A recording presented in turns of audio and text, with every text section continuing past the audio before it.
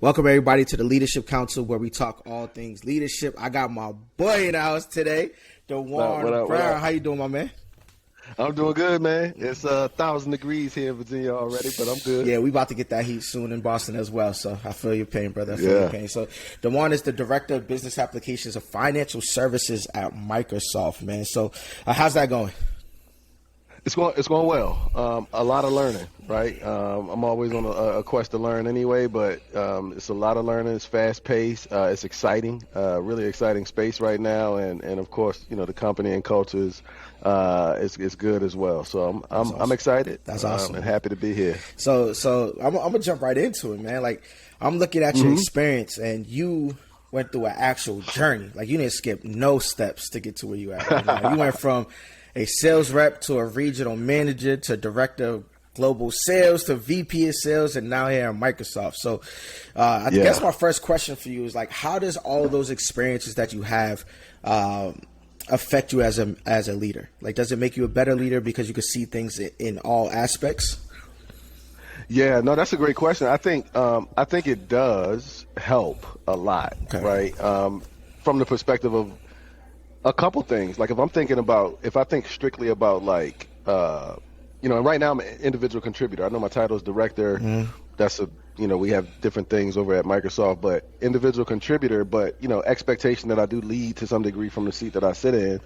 But when I think about, like, in true leadership roles where I've had to hire people and build team, it helps that I've had, like, this breadth of experience, because it means that I understand what are some of the attributes that get naturally built in these different types of roles, right? So, like, my first sales role was extraordinarily transactional, really, in 2002 at Intuit, but I know what I was able to learn and sort of achieve in that role and how it translated really well into my acquisition role when I made that move at Intuit. So if I see somebody come in with they may not have, like, the quote unquote word by word resume that seems necessary for a particular role, but if I understand where they came from and the fact that I did that work, I can actually speak to them about some of the attributes that they probably developed and sort of vet that with them to help them along their journey. So that's one. From a hiring perspective, I think I have a broader perspective on what is actually necessary in certain spaces versus, like, what feels necessary. Then the other side too is, like, moving into AE roles, right, where I first was blessed to have BDRs and SDRs. It's like gravy, right? Because I was always full cycle, so I don't know how to not prospect. So me not knowing how to not prospect, and then you actually adding to my team someone who's actually tasked with prospecting with and for, is just like a megaton bomb. So, like, that's been a key component of what it means for me as I move into leadership. I can actually help folks who historically and traditionally don't necessarily have prospecting as a key part of their role to become proficient at prospecting. And then lastly, there's more, but lastly for this is the idea that as a leader, before, like, as pure individual contributor, before I ever took an official leadership role, my ideas about how my manager prioritized his or her time were grossly negligent, right? Like, I didn't have, and then when I became a leader, I was just like, oh, now this makes sense, right? Right. Trust me, I know, man, because, like, when you're a sales rep and you're looking at your lead, you're like, yo, what does he do all day? Right? And then you're in that role, you're like, oh, I see that it's more to than just telling me what to do. There's a lot of things in the background, man. And that's right. I assume, like, the people you've led probably have a little more respect for you because you've been there, done that, because I've been led by people that haven't done that, right? And some of them are good leaders, but they can't speak from experience. So I'm imagining when you led teams that you spoke from experience, right? So when you was giving advice or giving direction, it wasn't just analytical. It was like, listen, man, I've been there, I've done that, and they listen to you more. So let me ask you this, though. This is on the flip side, because you've been in issues. Is it sometimes harder to hold people accountable?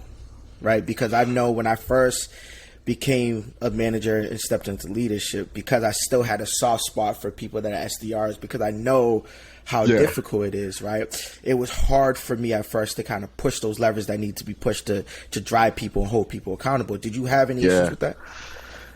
I think early on, my issue, and it's probably really related to that, I think really early on, my issue was wanting to still do the role, period.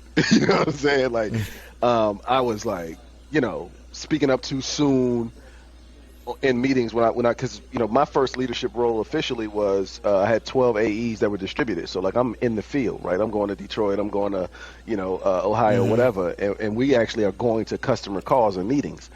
And I think my initial situation was like I would hear something, you know what I mean, and I would be like, boom, I would jump right in because I did this role and I understand the role, instead of kind of pulling back and allowing not failure, right, but allowing like opportunities for coaching after the meeting and so forth and so on.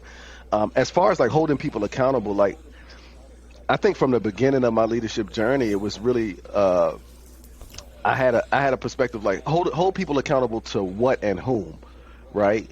And what I wanted to hopefully drive as a culture and as an environment within the team is like we are all accountable to us all, right? So then so that the burden of holding individuals accountable on the team wasn't just me and you, right, or me and the rep.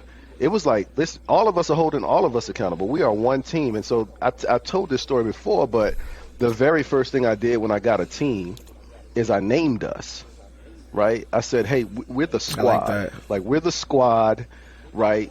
I will not refer to us internally as anything other than the squad. We had a regional name and all of that stuff like that. And I was like, we are the squad. And this is the mission, value, and vision of the squad. And these are the parameters in which we deal with one another. And we are all in it for one another, right? As a team, as a squad. And that was just the mentality that we put forth and that I put forth as a leader in that space, so that it got to a place where people were like texting me and reaching out to me to say, hey, I'm at my number, but what do we need? Like, should I be thinking about trying to bring some opportunities from next quarter into this quarter? Do you need me to help with planning or some strategy with another rep to get them across? Like what that type of thing, where everyone knows that it's not just Dewan that's going to speak to me if I'm slacking or whatever, but it's actually going to impact the whole squad, and we want the squad to show up really well. And so I think that was really helpful. I think you dropped a major key that people might miss. It's all about building culture, right? Because you had a culture that, and I try to do the same thing. I think I'm gonna name my team now. I'm gonna steal that from you. It's not my team. It's our team. That's right. Right? Like it's not just my team. I'm the manager, but it's not my team. It's our team, and everyone's success is important. Yeah. So did you get buy-in from your team right away from that, or did you have to like coach them into that? I think I was in a very fortunate situation. I got pretty immediate buy-in. I think some of it may have been by virtue of my performance as that role. Like I was an AE there for 3.5 years, and did some really notable things in that role. So I think some of that kind of bled into the respect and the buy-in from the beginning of like whatever the ideas that I was going to bring. But there's always a couple outliers, right? There's always a couple people who are like, it's because it sounds cheesy, right? Like we're the squad. Yeah. We're not going to refer to each other by anything except the squad. And, I got T-shirts for my team and like all of that stuff that said the squad on it and the whole nine, right? Like I like it. But, a couple outliers, and it took a little bit of time because one of my reps had been in the company for like 26 years, right? Phenomenal rep, knows exactly what he's doing, knows how to do it. So it took a little bit of time for the whole thing to coalesce, but it wasn't contentious at all, right? It was just like, having to remind each other like what we're here to do, and I started a Slack channel at the time. I think it was probably the first Slack channel for a sales region in the organization, and within that Slack channel, it's like, hey, I said we're the squad. Actually, when you ask me questions, I want you to put them in here, Like if they're just kind of general questions around the work, because I may not have the best answer. You know what I mean? But we collectively can get to the best answer, and so let's do it in here. And that also fostered it, right? Like where people were like, oh snap, when I have a question about this, it's not Dewan I need to go to this person on the team, because they have so much skill in this space and in this area. And so we started to see people's expertise bubble to the top as well, which again lightened the load for me, but also solidified this message that we're all the team is ours, not mine. I work for them. So let me ask you this though. That took putting your pride aside. Yeah. Because I've worked with a lot of leaders and managers that whatever I say goes, and we do it my way. And I know it That's all. Nasty. Right? So what was it something you had to learn to do, or was it kind of natural for you to foster that and to put your pride to the side and let other people shine, even though you are the leader, but let other people shine in their expertise? Yeah, I think it was modeled for me really well throughout up until that point, right? So like even in my first sales role, like there's a gentleman that I shout out all the time, Mark Dean, who's still a phenomenal sales leader to this day. There's Jack Kelly, who was my leader at Bloomberg, the role that he was the one who kind of ushered me into the leadership role. It just was modeled for me in such a way that I didn't, initially I just didn't see the value in like being that way, right? Being like it's my way or the highway, or like do it this way because this is what I say and all of that stuff. Like this literally, I mean, there may be short-term value in that, right? Like you might accomplish a number, right? But you might get the number and lose the people. You know what I'm saying?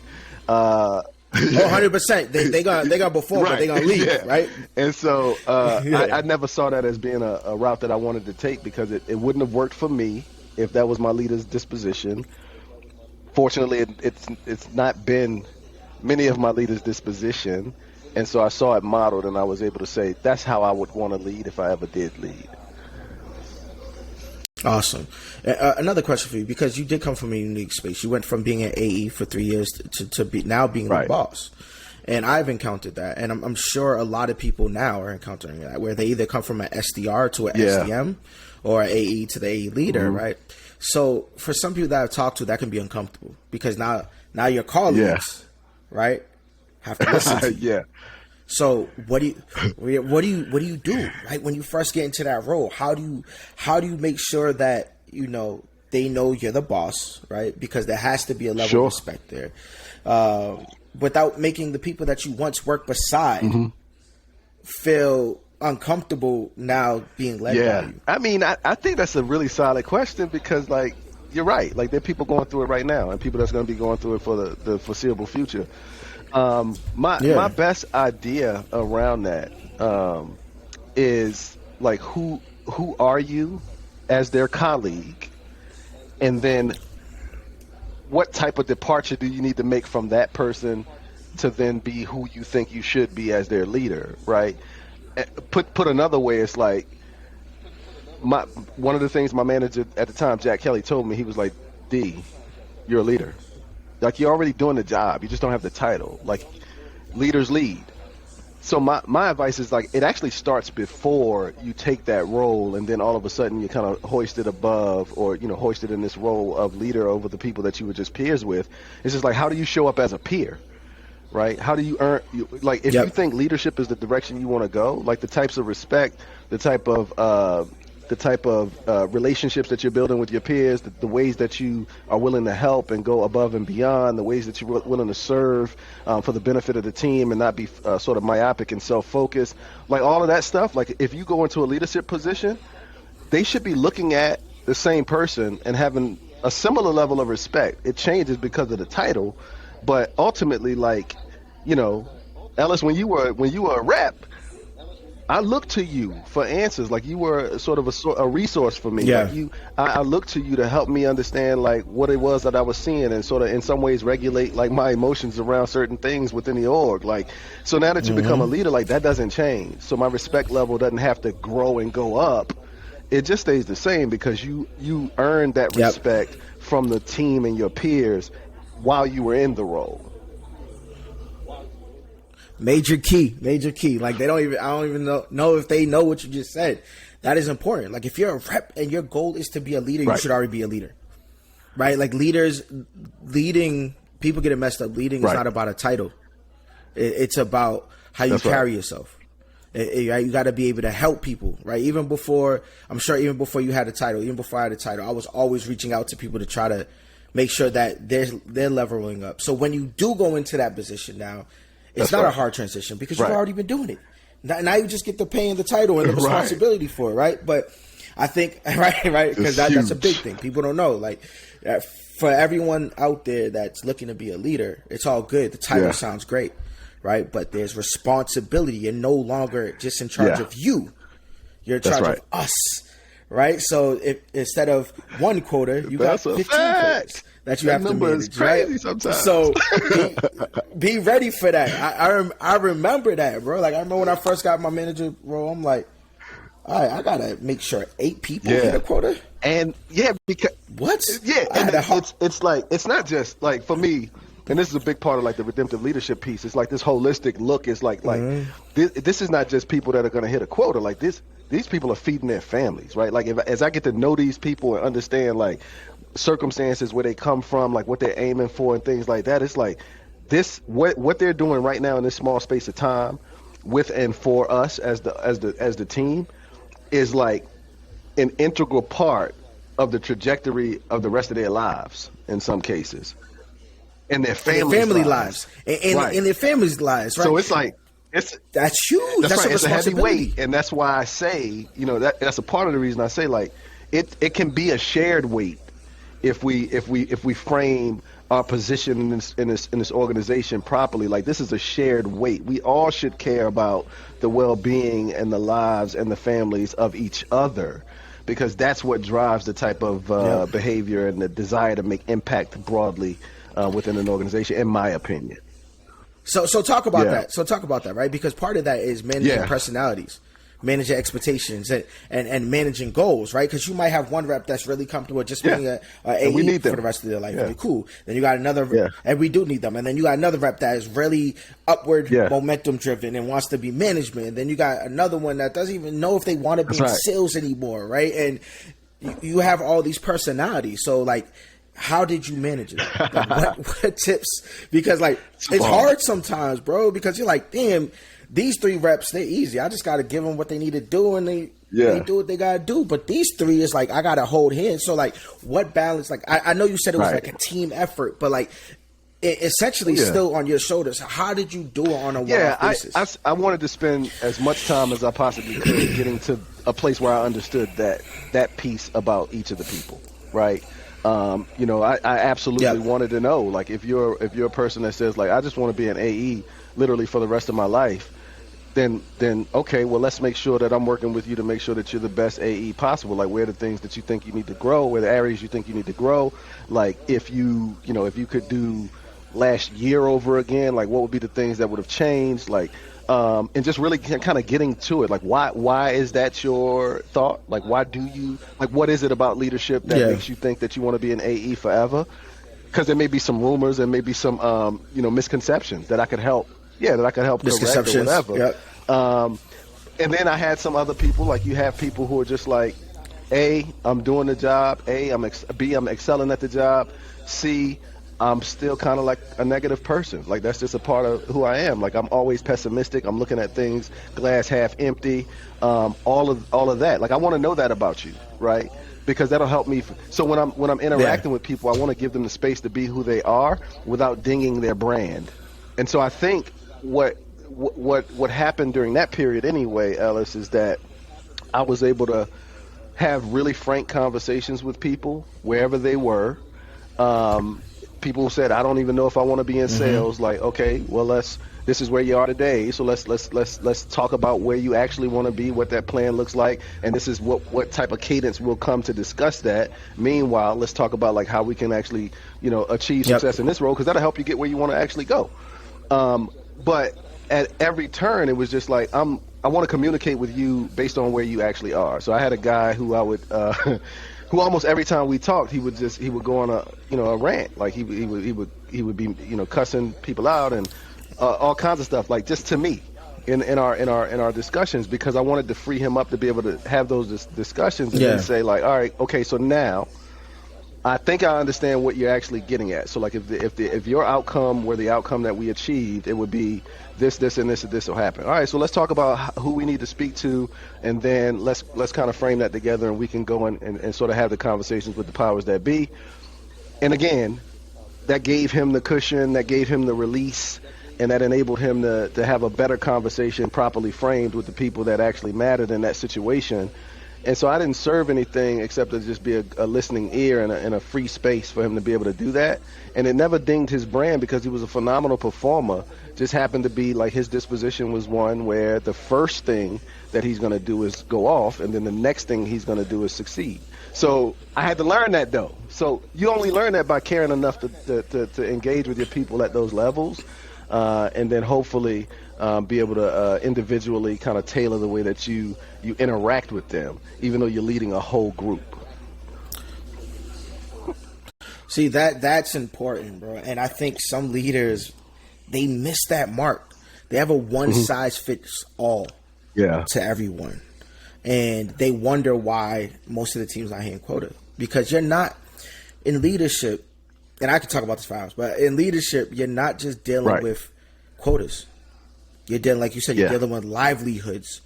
You're dealing with personalities. And I love what you said, because I let people do that too. Like, let your rep vent to you one-on-one. Yeah. Who cares? Let them go off, bro. But then rein them in. But they should have that comfort level, right, to express themselves the way they want to express themselves. Because if you don't, they're bottling all that in, and then you're wondering why they're not performing how they usually perform, and then they start rubbing off on other people. So you have to have that. To me, it's like I have an open door policy. Like, just come in, let me know what's going on, and let's figure this out together. Let me ask you this.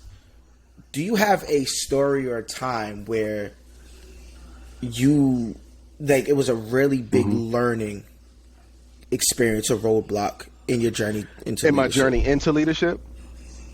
I think I had a bunch of misconceptions. Yeah. Or while you're already a leader, like something like you're like, oh, okay, I shouldn't do that again, right? Like you touch the hot stove and like, all right, this is not the right way to go about it. I do. I got a lot of those stories. I got a lot of ways in which the misconceptions I had about leadership bit me in the, you know what I mean?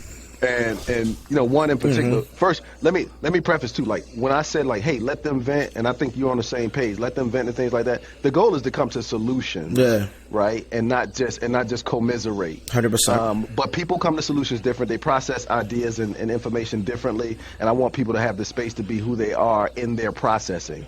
The end goal of that processing, though, is solutions, not complaint, not perpetual complaint. So I just want to make that clear. I have a saying, come with me with solutions before complaints. Like if you got a complaint, there should be a road to fix that complaint. Yeah. Don't just come with me to right. So I'm definitely now to the question around like light bulb moments, sort of like key learnings, bro. Like I'm a fixer, right? So like, I'm married, I got 6 kids. One of the things that I learned really learned at a deeper level from my wife is like, sometimes I don't want a solution. I don't want you to immediately jump to a fix. And that was one of the things I also learned it from, my leaders, but because of my personality, it's very difficult for me. It was very difficult for me to just, to not just give advice, right? To not just like, maybe I'm listening to a call, right? And I wanna walk through like areas that I think, they could have said this, or it could have went this way or that, like just boom, out the gate, like boom. Instead of just to pause and say, how do you think it went? Right? That's tough. That's tough to learn. That was a huge, you're right. That's tough to learn. It sounds small, but that was such a huge hurdle because what I was doing was stymieing folks from being able to ideate and come to their own conclusions. Also to be self-aware so that they can identify areas where they could have improved. Like I just jumped the gun and just was like, yeah, man, that was a good call, and blah, blah, blah, blah, blah. But then when they said this, like and people would receive that, but it's not a way for them to actually grow, and grow in that self-awareness, grow in the ability to strategize, strategically think about things differently. And so I would bring ideas to people instead of walking with people to ideas around their performance, and that was one of the big hurdles for me. Yeah, it for me too, right. Because you're like, oh, I would have said it this way, right? Like, this is what you should have said. Like, why did you go about it this way? But you'll find they don't need that. Not that helpful. they don't need that. What you're right. The one of the best ways to do it is just like have them come to that conclusion, because they truly learn. They truly learn of, like, because I call it the light bulb moment. It's like when we're listening to the calls together and you're like, so like what what could have we said, like. And you see their eyes light up. They're like, oh, okay. That's better than you telling them. Because when they come to the conclusion themselves, it's internal.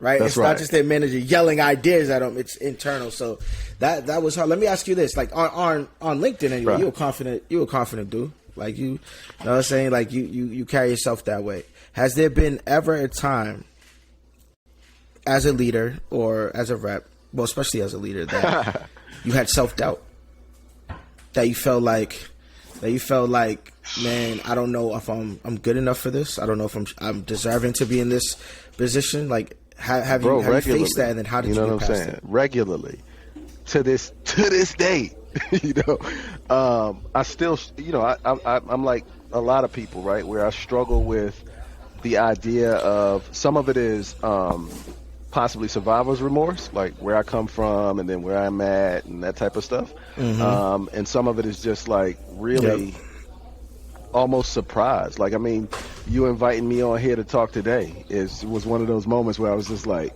in my head, I was like, I mean, I want to make sure he knows I'm an individual contributor, so I'm not trying to front. You know what I mean? Like all of that stuff like that. So like I have like self-doubt in moments, and how do I deal with it?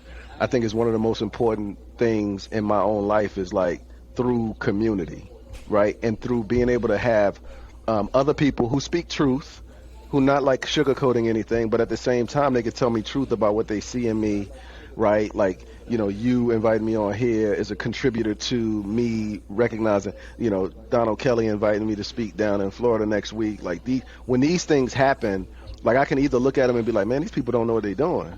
Or I can say I can look at it and say, man, they see something in me that at times I don't see in myself.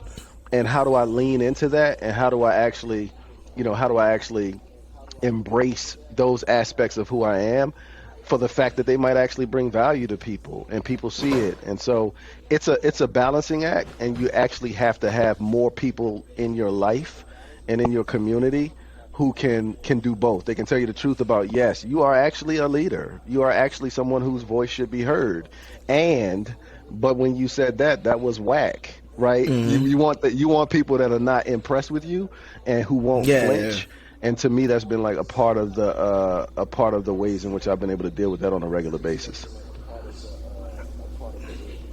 Facts. That's why I love our community, Sales for the Culture. I think we have a lot of those. Like, shout out to Sales for the Culture. That's home right there. But for the people that don't know, Sales for the Culture is a Slack group for African American sales professionals and others.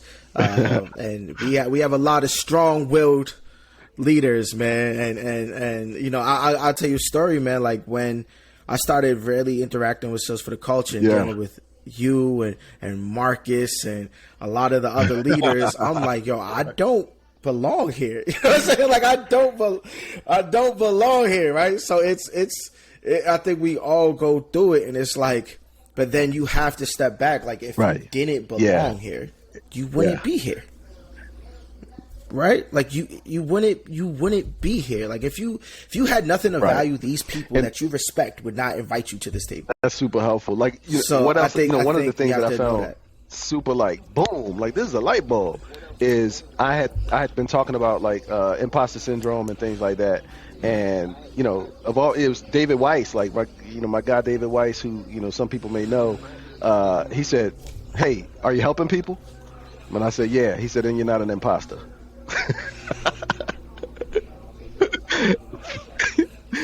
Right. Light bulb moment, bro. Like that. Yeah. Thank you. Like, so you just gave me that. That's a light bulb. I wish I had the simplicity of thought to come to that conclusion on my own. But again, community, being open about what you're dealing with and what you're feeling and how you're experiencing aspects of life and business gives people the opportunity to speak things like that into your life. Because if I had hidden that, I would have never heard that nugget.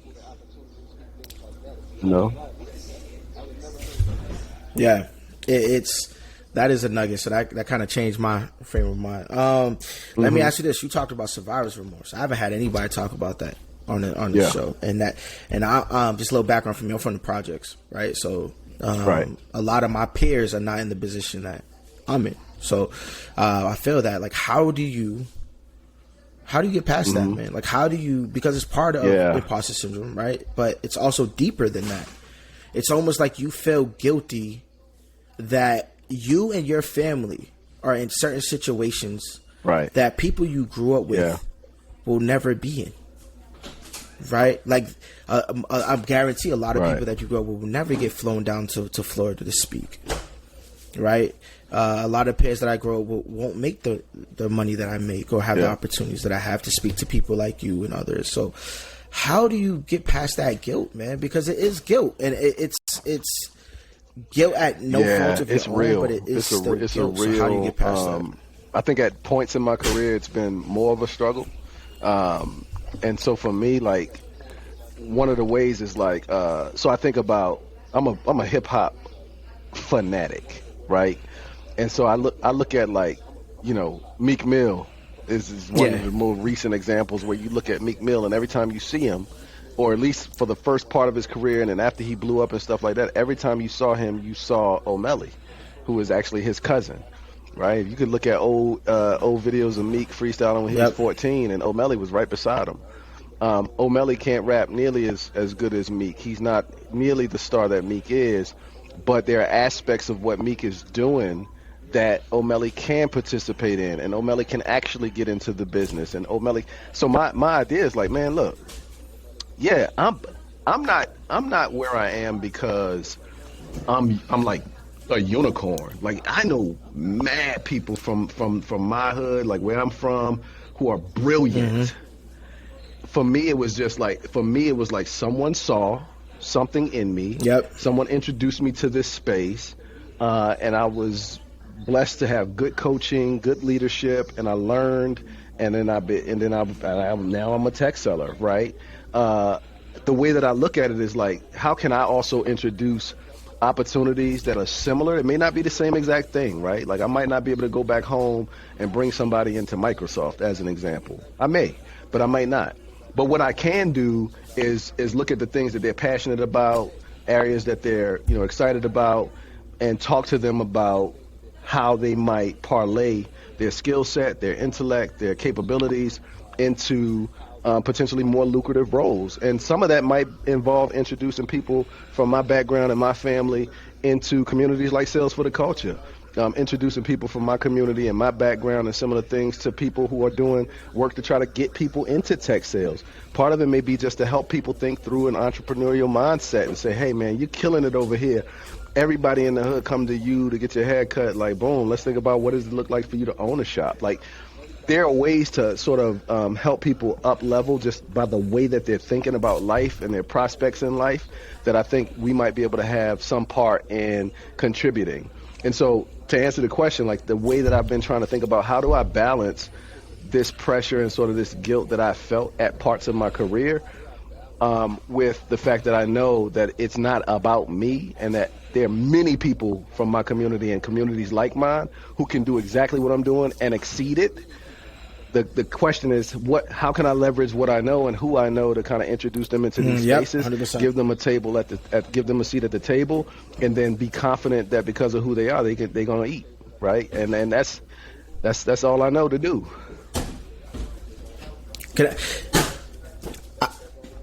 But I think that speaks to your leadership, because again, I'm gonna say this again: leadership is not about a title, and a lot of people think it is.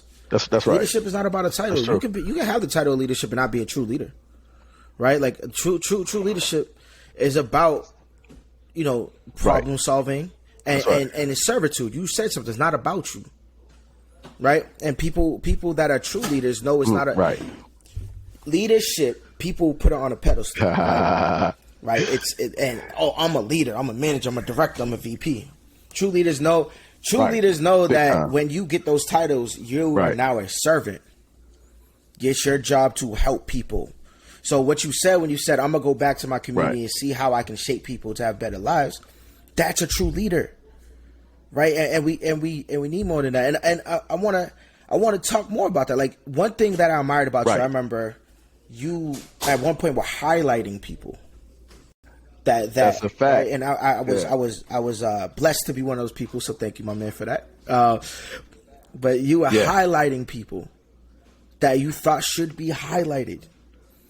Right. So that is leadership. That's like, I'm gonna put me aside. It ain't even about me. I mean, it's still important. I need to. Why did you feel that was important? At the time, it was important, and you might know, right? Like, Sales for the Culture introduced me to people like Simon Tekel, introduced me to people, like Terry Arbar, introduced me to people like Bert Shue, right? Introduced me to people like Marcus Knight at these levels, and yourself. And guess what, bro? Like, when I looked out in the LinkedInosphere and I saw like conferences and speaking engagements being, Nikki, and she was another person that I got sort of introduced to at that deeper level through Sales for the Culture. When I saw like what was going on and people, big upping people in the sales community for their leadership and their ability to communicate value, all of these types of things, man, I was just like, look, bro, I feel like don't nobody know about these folks that's absolutely crushing it, that we interact with on a daily basis, that ups our game, gives us the confidence we need, tells us the truth, are phenomenal leaders in the space that they're in. So if you notice, like many, the vast majority of those ICU Fridays were from people within that community, right? People that look like us, right? Who aren't getting the shine because they're below the radar because they're getting busy, right? So I felt like, hey, man, Simon Tekel, some of the things I learned from Simon Tekel, bro, I'm like, the world needs to know this, right? So who is he? Y'all need to know who this guy is, man. Reach out to him. Figure out like how to get him on something to speak, because the knowledge that he had, and the same across the board. So that was the origin of it. It was just like, man, I can't believe that this is the first place I've been introduced to y'all. I should have been introduced to y'all because I was at a big sales conference. Or I should have been introduced to y'all because I was listening to podcasts to try to learn and up my game. I'm blessed because I'm in this community, Sales for the Culture, and I get to just one-on-one with y'all, and I get to be in groups with y'all. But, man, I really want to shine a light on y'all because of the impact that y'all are having, just on the way that I think about life, about family, about business, about sales.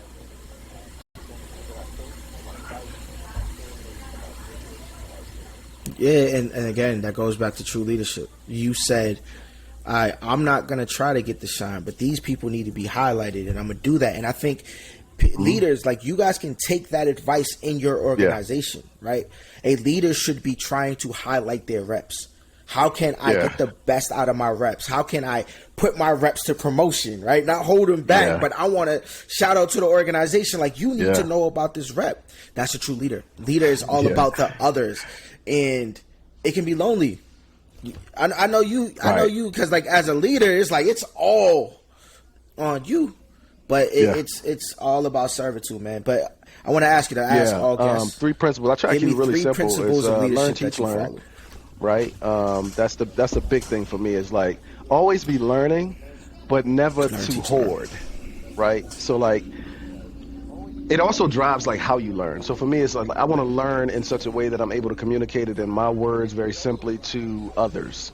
And then I want to go and actually do that, right? So as I learn things, concepts, ideas, principles, I want to be able to get that out, so that I can sort of make room for the other things that I'll be learning, right? So I'm not just like a head on a stick, a brain on a stick. Right. So to me, learn, teach, learn is almost like a discipleship cycle, right? I'm always learning and being poured into. I always want to somehow be pouring into someone else and keep that cycle going. So learn, teach, learn is one of the principles. The other is like redemptive leadership. So these are just 2 hashtags you'll see from me all the time on LinkedIn. Redemptive leadership is just like, man, like, I can't lead from a spreadsheet. I can't lead from a dashboard, not redemptively, right? I have to take into account the entirety of the person that I'm working with and leading, because that's how I get to serve, right? Just like we serve customers and clients, is by understanding who they are, what their needs are, what actually is pain for them, what's valuable for them, and that's going to differ from person to person. And I want to lead with with that information in mind, right? Yep. And it goes a little bit beyond that, right? But mental, spiritual, physical, like making sure that, I'm cognizant of all of the impacts and inputs in a person's life, because that's going to impact what I see from them from a performance perspective. And then the third leadership principle is, quite simply, right? Again, it's just not about me, right? It literally is not about me. What's not about you, Dewan? Nothing, right? Nothing is about me, right? I am not the center of any universe, right? I'm not the center of our team's universe. I'm not the center of our organization's universe. I'm not the center of our sub-community's universe. I'm not even the center of my family's universe, right? Like it's not about me. It's about other people and sort of figuring out like how I can serve people. And if that's my focus, truly serving people where they need to be served, then by default, the things that I need kind of come, right? Yeah, no, it's not. Say that louder for the people in the back. It's not about you, right? It's not about you, and especially, and as a father, it's not about you. Everything you do is for them. Not only for them, that's right. Not only for your 6 kids or my 3 kids, that's about right. Their kids, right? Because whatever steps you make now dictate the future. So leadership's the same, bro. Like it's not about you; it's about the team you lead and the people within it. All right, before I let you go, what advice would you give to people? Looking to go into leadership. Again, I think the same advice that Jack Kelly gave to me initially, and it wasn't really advice from him. It was more or less like, hey, when are you going to take the title, right? Like you're already doing this stuff. Like to me, like people, if you already know that leadership is something that you're aiming for, you just go ahead and start. You know what I mean? Like leaders lead. Like go ahead and lead, right? Like all of the way, with or without the notoriety or the recognition that comes with it. Like the things that you're passionate about, helping people understand and learn, go ahead and start helping people understand and learn it, right? And then, also like find yourself someone who's willing to kind of let you behind the curtain, because sometimes what we think we want because we want leadership is not what we actually want. Sometimes it's like, I want to make an impact on as many people as possible. And in some organizations, the way to do that is not by being a leader. It's actually in some roles that are individual contributor roles, and you can have broader impact. You have to kind of dig beneath, like, I want to be a leader, to why? Like, what's the motivation for that? And then it's like a negotiation, right? Like, hey, I need this. Well, I mean, what are you actually trying to solve by getting that? Like, that's what we want to address, right? So what are you trying to get to by being a leader? And then let's talk about all the different ways you can do that. My son is 17 years old. At some point, he says, like, I want to be in the NBA. And I say, okay, that's awesome. But, like, what would it feel like to you if you were at all of the NBA games and you were in that atmosphere and you were among all the NBA players, but you didn't actually have to endure like the fame and all of the things that came with it? Like, would that satiate you? You say, yeah. So like, all right, well, let's look at like the other areas that surround this area. Like, so here's the NBA. Who else is involved at a level that they can be at any game that they want? They can be, they can interact with players, the whole thing, agents, sports attorneys, general managers, owners, coaches. There's so many paths to get to what your actual motivation is. Leadership might be the path, but it doesn't have to be. But you need to know whether it is or not. And so that's the advice that I would give.